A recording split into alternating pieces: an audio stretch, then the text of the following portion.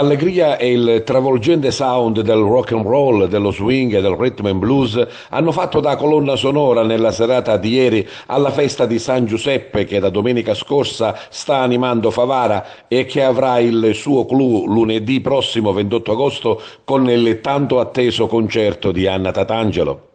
Sul palco allestito in piazza Cavour, che per l'occasione è stata addobbata a festa con le luccicanti luminarie, si sono esibiti gli Jumping Up, band che ha partecipato qualche anno fa alla finalissima della trasmissione Tu sì che vales. Ritmi che hanno coinvolto la piazza con un repertorio italiano ed americano degli anni 40 e 50, con brani di Renato Carosone, Freddy Buscaglione, Luis Prima, Luis Jordan, ovvero il meglio dello swing, del rhythm and blues e del rock and roll.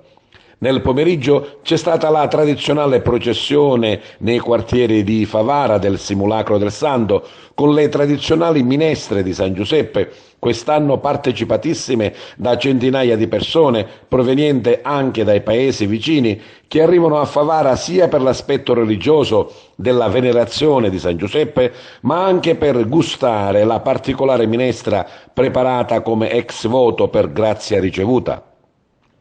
Oggi spazio ad un'altra antica tradizione, ovvero la raccolta delle offerte, che in antichità voleva dire soprattutto frumento, fatta con i cavalli bardati a festa che girano per i quartieri della città a raccogliere appunto le offerte dei favaresi che contribuiscono così alla spesa della festa. Serata dedicata ancora alla musica con una riunione di gruppi locali in voga negli anni 70 e 80. Sabato invece Palladium Story No Stop Music con i ragazzi di Lia Minio che hanno partecipato ai programmi televisivi Io canto e ti lascio una canzone. I festeggiamenti di San Giuseppe si chiuderanno lunedì 28 in piazza Cavour con il concerto di Anna Tatangelo.